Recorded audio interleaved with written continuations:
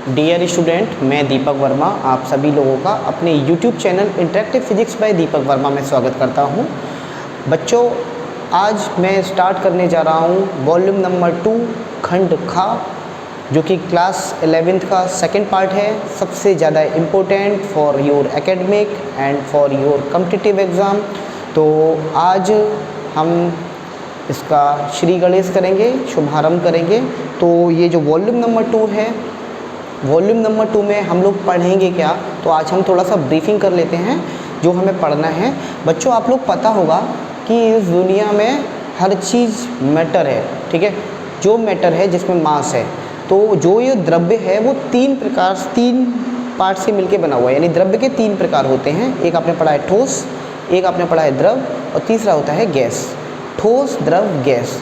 तो ठोस, द्रव, गैस में से आपको यही वॉल्यूम 2 में पढ़ना है। यानी कि आपको क्या क्या पढ़ना है। पहले नंबर पे पढ़ना है ठोस, जिसको इंग्लिश में बोलते हैं सॉलिड। दूसरे नंबर पे आता है द्रव, जिसको इंग्लिश में बोलते हैं हम लोग लिक्विड।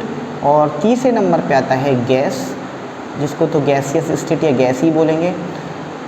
अगर मैं बात करूं वेटेज की, तो 50-50% वेटेज है। आपका 50% कवर करता है फर्स्ट वॉल्यूम और 50% ही आता है सेकंड वॉल्यूम। ये तो एकेडमिक की बात करी। और वही अगर मैं कॉम्पिटिटिव के लिए भी बात करूं, तो कॉम्पिटिटिव के लिए भी यही बातें फॉलो होती हैं कि 50% सेकंड पार्ट में से लिया जाता है और 50% फर्स्ट पार्ट में से आता है।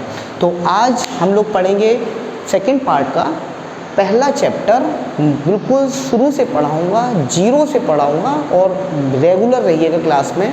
जो ऑनलाइन वीडियो आप लोग फॉलो कर रहे हैं, इसको रेगुलर देखिएगा। रेगुलर जो क्लास में आपको नोट्स प्रोवाइड हो रहे हैं, उसको अपनी नोटबुक में प्रॉपर मेंटेन करके चलिएगा, जिससे आपको समझने में आसानी हो और रिवीजन करने के टाइम पे भी कोई आपको ज़्यादा प्रॉब्लम ना हो। तो आज सबसे पहले हम स्टार्ट करते हैं ठोस से। तो आप हेडिंग लगाइएगा चैप्टर नंबर 1। यानी कि अब हम जो पढ़ेंगे वॉल्यूम 2, और वॉल्यूम 2 में है चैप्टर नंबर 1, या इसका नाम है ठोसों के यांत्रिक गुण। क्योंकि मैंने अभी बताया था मुझे वॉल्यूम 2 में पढ़ना क्या है। एक तो ठोस पढ़ना है, ये द्रव पढ़ना है और गैस पढ़ना है। बस यही 3 चीज़ पढ़नी है। तो अब हम ठोस से स्टार्ट करते हैं। यानी कि इसका इंग्लिश मीनिंग हुआ mechanical properties of solid. Mechanical properties of solid या सॉलिड्स, क्योंकि ठोस हैं, बहुवचन है, ठीक है। Mechanical properties of solid. बच्चों, सॉलिड क्या है? पहले तो एक चीज़ समझ लीजिए, सॉलिड वो हर चीज़ सॉलिड है जिसका अपना खुद का आयतन फिक्स है, खुद के वॉल्यूम उसका फिक्स है। जैसे मैं बात करूँ इस डस्टर की, इस मार्कर की, ये सॉलिड है। क्यों? क्योंकि इसका एक आकार फिक्स है, ठीक है। सॉलिड में जो इंटरमोलिकुलर फोर्स होता है, अंतराण्विक बल जिसे बोलते हैं, बहुत ज़्यादा होता है। मेरी बात समझना ध्यान से। तो अभी हम बिल्कुल ब्रीफिंग कर रहे हैं, बिल्कुल जीरो से चल रहा है। तो अगर हम सॉलिड की बात करें, ये हमारे सामने सॉलिड है, और इस सॉलिड के अंदर कई सारे छोटे छोटे पार्टिकल्स हैं। छोटे कई सारे असंख्य, हम इसमें बोलेंगे अणु हैं। पता नहीं कितने नंबर ऑफ मोल्स होंगे, आप लोग पढ़ते होंगे एवोगैड्रो नंबर केमिस्ट्री में, ठीक है। तो ये कई सारे इसमें क्या हैं, अणु हैं। ये क्या है, अणु, जिनको हम बोलते हैं इंग्लिश में एटम। तो ये जो बच्चों एटम होते हैं, अब हम बात कर रहे हैं केवल ठोस की। तो ठोसों का बात करें तो ठोसों के जो एटम है, ये जो एटम है, इस वाले एटम के साथ में बड़ा स्ट्रांगली बॉन्ड होगा, कस के टाइट होगा, कस के। आप उसकी शेप और साइज चेंज करना भी चाहो ना, तो बड़ा टाइम लगता है, हो जाती है शेप एंड साइज चेंज, लेकिन काफ़ी देर में, है ना। तो सॉलिड के जो पार्टिकल्स होते हैं, ठोस के जो अणु होते हैं, इनके बीच के बल, जो बीच में जो बल लगता है, जिसको हम बोलते हैं अंतराण्विक बल। अंतराण्विक बल, इसको इंग्लिश में बोलते हैं इंटरमोलिकुलर फोर्स। इंटरमोलिकुलर फोर्स वो बहुत ज़्यादा होता है। इंटरमोलिकुलर फोर्स बहुत ज़्यादा होता है। तुम बल लगाओगे, अरे हम बल इस पर लगा रहे हैं, नहीं कर पा रहे यार, इसके एटम्स के बीच में लगने वाला आकर्षण बल बहुत ज़्यादा है। इतना ज़्यादा है कि भैया ये टूट ही ना रहा है, हम इसे तोड़ने की भी कोशिश कर रहे हैं, नहीं टूट पा रहा, बड़ी मुश्किल से टूट रहा है ना। अगर हम वहीं बात करें द्रव की, तो द्रव को पानी फैला दो आप, द्रव जिस कंटेनर में रखा जाएगा बस वैसे ही शेप ले लेगा, ना तो उसका शेप फिक्स होगा ना साइज़ फिक्स होगा। साइज़ की अगर हम बात करेंगे तो साइज़ तो वैसे भी नहीं, लेकिन हाँ शेप में बात करेंगे हम तो शेप के लिए ये बोल सकते हैं जिस बर्तन में रखा जाता है वह उसी का आकार ले लेता है, लेकिन ठोस का अपना आकार, शेप एंड साइज सब फिक्स रहता है। तो बच्चों अगर अब हम बात करें ठोसों में व्यवहार की, तो सबसे पहले आप मेरे साथ हेडिंग लगाइएगा, विरूपक बल। ये क्या चीज़ आ गई सर? विरूपक बल। इसको इंग्लिश में बोलते हैं बच्चों डिफॉर्मिंग फोर्स। Deforming force. बच्चों अगर आपके सामने ये सॉलिड है, आप ये सॉलिड के अंदर कई सारे पार्टिकल्स बार बार बना हुआ नहीं, आप लोग समझ जाइएगा, ये कई सारे जो पार्टिकल्स बना रहा हूँ इसको हम बोलते हैं अणु। जब आप इसमें कोई बल लगाते हैं और इसका शेप को चेंज करने का प्रयास करते हैं, इसको जैसे ये रस्टर है, इसको मैंने बल लगाया, बल लगाया, इधर से लगाया, इधर से लगाया, कैसे भी लगाया, और इसका मैंने शेप चेंज करना चाहा, तो जो मैं शेप चेंज कर रहा हूँ यानी कि इसको डिफॉर्म कर रहा हूँ, डिफॉर्मिंग, जो वस्तु डिफॉर्म हो जाए, इंग्लिश में समझिएगा डिफॉर्मिंग फोर्स, डिफॉर्म हो जाए, इसके अणु डिफॉर्म हो जाए। कुछ देर पश्चात अब ये अणु ऐसे थे, अब ये अणु डिफॉर्म हो गए, थोड़ा दूरी पे पहुंच गए और डिफॉर्म होके कुछ ऐसे ऐसे हो गए, ये डिफॉर्म हो गए, तो इसको ही हम क्या बोलेंगे, हम डिफॉर्मिंग फोर्स या विरूपक बल। इसकी डिफॉर्मिंग बल की वजह से ही वस्तु की आकार में, आकृति में चेंजिंग आ जाती है। जैसे कोई चीज़ है, प्लास्टिक की बोतल लीजिए, है ना, प्लास्टिक की बोतल में बल लगाइएगा खींच के, आप उसको बेंड करने की कोशिश कीजिए, बेंड किया आपने तो वो क्या है, विरूपक बल है। आपने क्या किया, प्लास्टिक की बोतल पहले स्ट्रेट थी, अब आपने उसको बेंड कर दी, मोड़ दी, तो अब क्या हो गई, वो विरूप हो गई, यानी कि वो डिफॉर्म हो गई। तो ऐसा बल लगाने से वस्तु के आकार में, साइज में, शेप में परिवर्तन हो रहा है, उसको हम बोलते हैं विरूपक बल।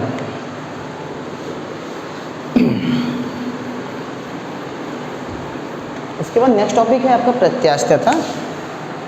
प्रत्यास्थता ये क्या चीज़ होती है, इलास्टिसिटी। ठोसों में देखने को बहुत अच्छा मिलता है ये वो। जैसे बच्चों एक बात बताइए, अगर प्रत्यास्थता का मतलब ये होता है कि जैसे आपने किसी बॉडी को, मैं एग्जांपल समझाता हूँ फिर इसमें डायग्राम से समझाता हूँ। स्प्रिंग लीजिए, स्प्रिंग है ना, स्प्रिंग आपने घर में देखी होगी स्प्रिंग। आप स्प्रिंग को खींचो, खींचा, खींचने के बाद में आपने थोड़ी देर तक खींचा और उसको छोड़ दिया, है ना, खींचा और फिर छोड़ा, तो जब खींच रहे हैं तो उसका शेप और साइज चेंज हो रहा है। मेरी बात समझिएगा, स्प्रिंग को खींचा आपने तो उसका शेप और साइज दोनों चेंज हो रहा है, लेकिन जैसे ही आपने वो बल तो उसको हमने क्या बोला, वो विरूपक बल है। विरूपक बल लगाने से वो क्या हुआ, डिफॉर्मिंग फोर्स लगाने से स्प्रिंग डिफॉर्म हो गई। लेकिन जैसे ही आपने उस डिफॉर्मिंग फोर्स को हटाया, जैसे ही आपने उस बल को हटाया, स्प्रिंग अपनी पुनः वापस अपनी ओरिजिनल पोजीशन पर आ जाएगी। स्प्रिंग अपनी पुनः वापस ओरिजिनल पोजीशन पर जाएगी। इसी को हम, इसी गुण को, वस्तु के इसी गुण को या ठोसों के इस गुण को हम क्या कहते हैं, प्रत्यास्थता कहते हैं। जैसे मैं इसका एग्जांपल बहुत अच्छी तरीके से समझाऊं, जैसे मान लीजिए स्प्रिंग है ये, ठीक है जी, आपने स्प्रिंग पे, ये स्प्रिंग है और स्प्रिंग पे आपने बल लगाया दोनों तरफ से खींच के, ये, या फिर आप दोनों तरफ से आप इसे फिक्स कर दिया दीवार पर, ये एक वॉल है, इसको हम दीवार बोलते हैं, दीवार से आपने फिक्स कर दिया और स्प्रिंग को खींच रहे हैं, खींचा आपने एक लिमिट तक, बेटा एक लिमिट, ओवर लिमिट मत हो जाना, ठीक है, कि आप सर लिमिट क्रॉस कर गए, एक लिमिट तक बोला हूँ, लिमिट तक खींचा। तो मैं दूसरा फिगर बना के दिखाता हूँ आपके सामने। तो मैं समझता हूँ कि इसकी लंबाई L थी अगर सपोज दैट, तो अब ये कुछ और लंबाई बढ़ने पे मान लीजिए L प्लस डेल्टा L हो गई लंबाई। चलिए मैं इतना ही बोल रहा हूँ, आपने लंबाई और बढ़ा दी इसकी, क्योंकि लंबाई बढ़ जाएगी, खींचते जा रहे हैं, अभी भी खींच रहे हैं, रुक जाइए। तो जो आप बल लगाने से क्यों खींच रही है ना, उसी को तो हम बोलते हैं विरूपक बल, क्योंकि उसकी आकृति में चेंज आ गया है ना, और लंबाई बढ़ गई, L प्लस डेल्टा L हो गई। लेकिन जैसे ही इस विरूपक बल को आप हटाएंगे, वस्तु अपनी पुनः ओरिजिनल वापस पोजीशन में आ जाएगी। थोड़ी देर बाद आप जैसे ही बल हटाएंगे तो ये आप कुछ इस तरह से देखेंगे, ये लीजिए, जितनी लंबाई L थी वापस वो उसी पोजीशन पे आ गई। यानी ये पहला इनिशियल पोजीशन थी, ये सेकंड पोजीशन थी, और ये तीसरी जो पोजीशन मैंने दिखाई है डायग्राम के थ्रू, ये वो पोजीशन है जब आपने बल हटा दिया है। मैं लिख देता हूँ, ये इनिशियल पोजीशन है आपकी, इसको बोलेंगे हम इनिशियल पोजीशन। देन ये आपकी जो पोजीशन है आपके जब विरूपक बल लगाया, when deforming force is applied, deforming deforming force is applied, force is applied. और तीसरी वाली जो कंडीशन है, when deforming force is removed, when deforming force is removed, जब आपने डिफॉर्मिंग फोर्स को रिमूव कर दिया तब उसके बाद में आपने क्या पोजीशन देखी, तब आपके सामने वही ओरिजिनल पोजीशन में आ गई। अगर ऐसा हो रहा है तो वस्तु के इसी गुण को कहते हैं हम बच्चों प्रत्यास्थता। इलास्टिसिटी है कुछ नहीं, इलास्टिसिटी। अब जैसे आप आपने बच्चों के सामने रबड़ बैंड देखे होंगे, ठीक है। रबड़ बैंड में क्या है, जो रबड़ होती है रबड़ को खींचिए, खींचने पे उसकी साइज और शेप दोनों चेंज हो गया, साइज और शेप दोनों चेंज हो गया। लेकिन जैसे ही आप उस बल को हटाएंगे, विरूपक बल को हटाएंगे, तो वस्तु अपनी पुराने ओरिजिनल पोजीशन में आ जाएगी। और वो विरूपक बल क्या है, विरूपक बल वह बल है जो वस्तु की आकृति में और शेप एंड साइज में अंतर पैदा कर दे, मतलब उसको चेंज कर दे, वही विरूपक बल है। और बॉडी की ये गुण कौन सा कहलाता है, प्रत्यास्थता कहलाता है। अगर मैं बात करूँ प्रत्यास्थ व्यवहार की, नोट कर लिया हमने, ये डायग्राम बना लिया, डायग्राम इंपॉर्टेंट, डायग्राम से आपको समझ में भी आ रहा होगा। अगर मैं बात करूँ प्रत्यास्थ व्यवहार की, तो इलास्टिक बिहेवियर के अकॉर्डिंग बच्चों अगर बात करूँ तो 3 टाइप की आपकी बॉडी होती हैं। पहली बॉडी होती है इलास्टिक बॉडी, जिसको हम बोलते हैं प्रत्यास्थ वस्तुएं। सेकंड नंबर पर होती है प्लास्टिक बॉडी, इसको हम बोलते हैं प्लास्टिक बॉडी, हिंदी में भी प्लास्टिक बॉडी कहते हैं। तीसरे नंबर पर होती है रिजिड बॉडी, इसको हम बोलते हैं दृढ़ वस्तुएं। क्या बोलते हैं, दृढ़ वस्तुएं, दृढ़ वस्तुएं। ये प्लास्टिक तो है ही है, इसका नाम ही प्लास्टिक है। और ये आपका है इलास्टिक, यानी कि इलास्टिक को हम बोलते हैं प्रत्यास्थ बॉडी, प्रत्यास्थ वस्तुएं। तो इलास्टिक बॉडी तो मैंने समझा दिया, ऐसी बॉडी, मान लो स्प्रिंग का ही एग्जांपल लूँ, स्प्रिंग को खींचने पर वो खींच रही है और छोड़ने पर, विरूपक बल हटाने पर ओरिजिनल पोजीशन पे आ रही है, इलास्टिक बॉडी कहलाएगी, ठीक है। सबसे अच्छा एग्जांपल इसका क्वार्ट्ज है। परफेक्टली कोई भी इलास्टिक नहीं होती बॉडी बच्चों, याद रखना। तो ये क्वार्ट्ज जो एग्जांपल है अब तक का सबसे परफेक्ट इलास्टिक बॉडी माना जाता है। क्वार्ट्ज क्रिस्टल है, ये सबसे ज़्यादा प्रत्यास्थ माना जाता है। सेकंड नंबर पे आता है प्लास्टिक बॉडी। प्लास्टिक बॉडी की अगर मैं बात करूँ तो जैसे आपके सामने मैं बात करूँ, एल्युमिनियम की कोई रॉड है, ये लीजिए भैया, ये एल्युमिनियम की रॉड है, आप इस पर फोर्स लगाइए, खींचो इसे खींचेगी ही नहीं, चलो ठीक है, मैं कह रहा हूँ जैसे तैसे करके खींच गई, आपने खींचा, अब खींच दिया आपने जैसे तैसे करके उसको, क्या वो ओरिजिनल पोजीशन पे आ पाएगी, नहीं आ पाएगी। प्लास्टिक है, कोई प्लास्टिक चीज़ है ना, प्लास्टिक को आपने खींच दिया, एनी हाउ आपने खींच दिया, विरूपक बल लगाने पर खींच दिया। लेकिन विरूपक बल को आपने हटाया, जैसे ही उस डिफॉर्मिंग फोर्स को हटाया, क्या वो ओरिजिनल पोजीशन पे आएगी वापस, अरे बोलो, नहीं आएगी ना, ओरिजिनल पोजीशन में पुनः अपनी वापस स्थिति में नहीं आएगी। इसको हम बोलते हैं हम प्लास्टिक बॉडी। और रिजिड बॉडी की बात करें बच्चों, दृढ़ वस्तुओं की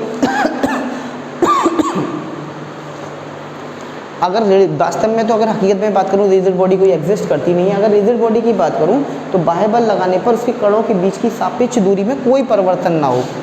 अब रिजिड बॉडी में तुमने बाह्य बल लगाया, खींचा, अब कोई परिवर्तन ही नहीं हो रहा, तो ऐसी बॉडी को हम क्या कहेंगे, रिजिड बॉडी। तो हम हर एक बॉडी, ये रिजिड बॉडी काल्पनिक बॉडी की तरह एक्ट कर सकती है कि भैया ये काल्पनिक बॉडी है, या तुम बल लगाओगे तो उसके अणुओं के बीच में कुछ ना कुछ तो परिवर्तन होगा। अब वो कह रहा है कि कोई अणुओं में के बीच में कोई परिवर्तन ही नहीं हो रहा, तो ऐसी बॉडी को हम क्या कहेंगे, रिजिड बॉडी कहेंगे। यानी कि कहने का मतलब ये, आपने इस पर बल लगाया, आपने इसे धक्का दिया इस बॉडी को, तो इसके अणु ऐसे ही रहे जैसे पहले थे, है ना, चिपके हुए रहें बिल्कुल बढ़िया तरीके से, स्टिकिंग फोर्स बहुत ज़्यादा हो, इंटरमोलिकुलर फोर्स बहुत ज़्यादा हो, चिपके हुए रहें, तो ऐसी बॉडी को हम बोलते हैं दृढ़ वस्तुएं। तो ये था आज का पहला लेक्चर, इलास्टिसिटी पढ़ा हमने। इलास्टिसिटी वह प्रॉपर्टी होती है कि विरूपक बल लगाने पर बॉडी एलोंगेट हो जाए और विरूपक बल को हटाने पर वस्तु अपनी पुनः वापस ओरिजिनल पोजीशन पर आ जाए, इसको हम बोलते हैं प्रत्यास्थता। और विरूपक बल भी मैंने आप लोगों को समझा दिया है, आप लोग बस नोट्स मेंटेन करते जाइएगा, important topics for competitive and for your academic जितने भी आएंगे मैं इसमें बताऊंगा, क्योंकि कॉम्पिटिटिव में अभी जेई एडवांस में एक क्वेश्चन इसमें पूछा गया है, अभी जो जेई का एग्ज़ाम हुआ है, ठीक है, सॉरी जेई मेंस में, तो आप लोगों को तैयारी करनी है और मेहनत करनी है। Thank you very much.